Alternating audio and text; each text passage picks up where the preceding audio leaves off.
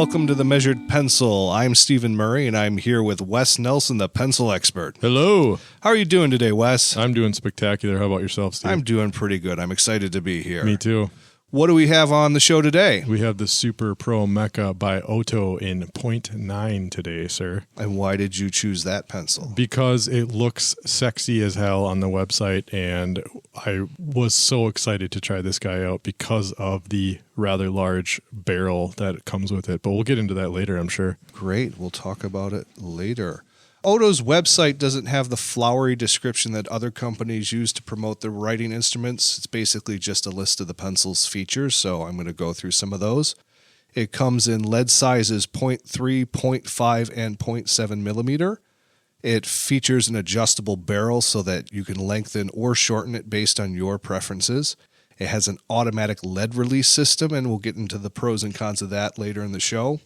They say it's a professional's tool, and at $21 on Amazon, it's not for your casual letter writer. Now, one of the things we like to do is read some of the reviews on Amazon, so we have a variety of input on this show. The first one is Lorena, and she says, "No way to find the recommended eraser for this pencil, 2 out of 5 stars. No eraser meaning needing 2 drawing tools instead of 1. I think it's the only mechanical pencil on the market that overlooked this very basic requirement. Never would have bought it if I understood this before purchasing this pricey pencil." Steve, what is that at the end of this pencil here? It looks like an eraser to me. Interesting. I wonder if you took... Yeah, you just take off this little cap here. Okay. Anyway. Moving on. Paul says, "Neat pencil, a bit fragile, 2 out of 5 stars. I think I will just run down a list of observations I had in the couple of days that I've had this pencil." Then he goes on to compare it to the Pentel Graph Gear 1000. Ooh. But the amazing thing is here, he comes back and updates his review not once, but twice. No way. Yes. That's awesome. So the first one is on August 18th, and he says, "Made the mistake of putting the pencil in the cargo pocket of my shorts." Ew. Now, I think the actual problem there is that he was wearing cargo shorts. Yep. The pencil is now bent where the lead feed distance dial is on the pencil. I was able to bend it back into a mostly straight line. However, there are clearly metal stress marks where the bend was. That's not good. If the pencil flexes at that point again, it will break in two. The cutout that lets you adjust the amount of lead that is dispensed appears to be a major weak point in the pencil. He then comes back a month later, September 24th. "After bending it in August, I made sure not to keep it in my pocket." Well, duh. "Just left it sitting on my work desk. However, the damage had been done. Today, after clicking out a little bit more lead, the pencil snapped in half.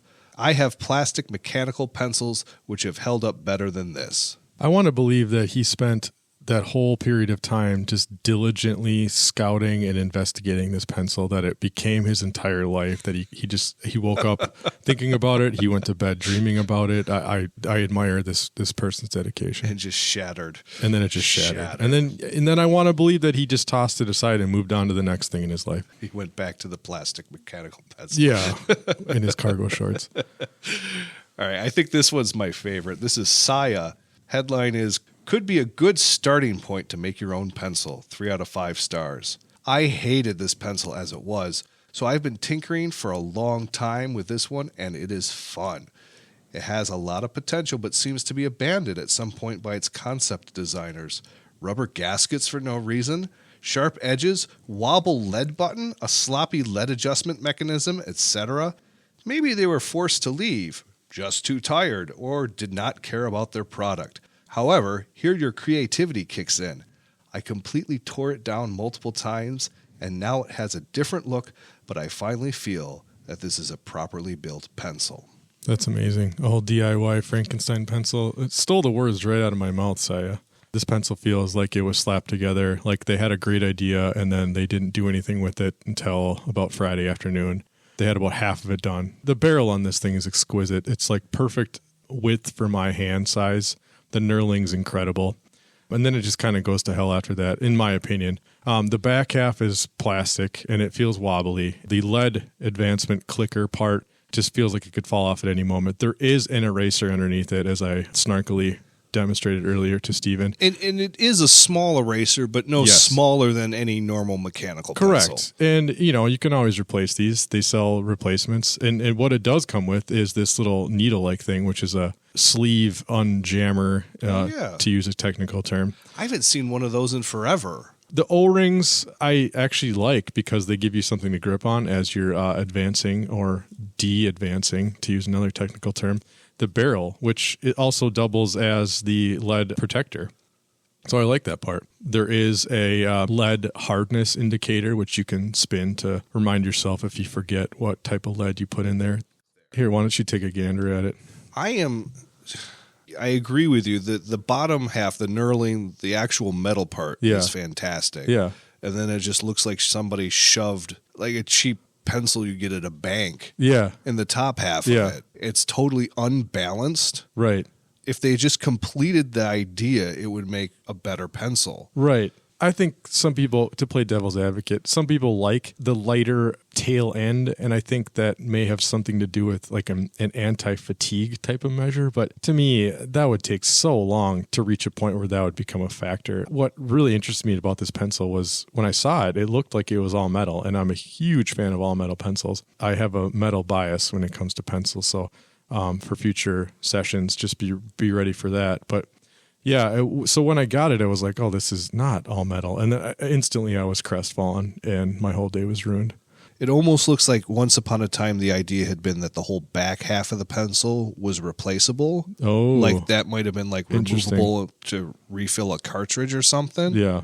I totally would do the same thing. I would see this in its packaging and think it was all metal and then be disappointed that it wasn't. Yeah, this pencil ruined my day.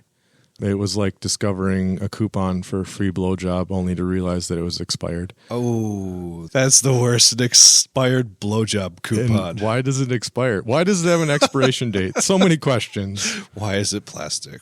Steve, do you know what a plumb bob is? Is that the thing that you suspend from like the string? Yeah. You know what I was thinking? This pencil, this ProMecha would be perfect for that. The balance is so off and all the weight's on the end. So you just attach a string around the hardness indicator and it just sort of like perfectly finds. See that? It like just points straight down. That would be perfect. Yeah.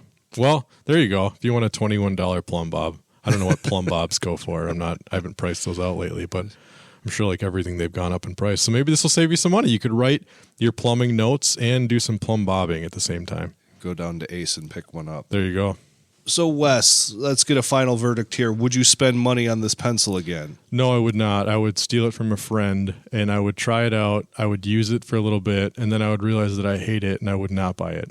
But maybe you like it. Maybe you're the type of person that wants to go, let's say, backpacking and you need to save some weight, but you got to have that metal knurling. Maybe it's great for you because you want to shed weight, but you still want to have somewhat of a professional feel between your fingertips. Just don't put it in the pocket of your cargo shorts. Yeah, just don't do that. And don't wear cargo shorts. All right, that's all the time we have. Thank you for listening to The Measured Pencil. Thanks. Bye.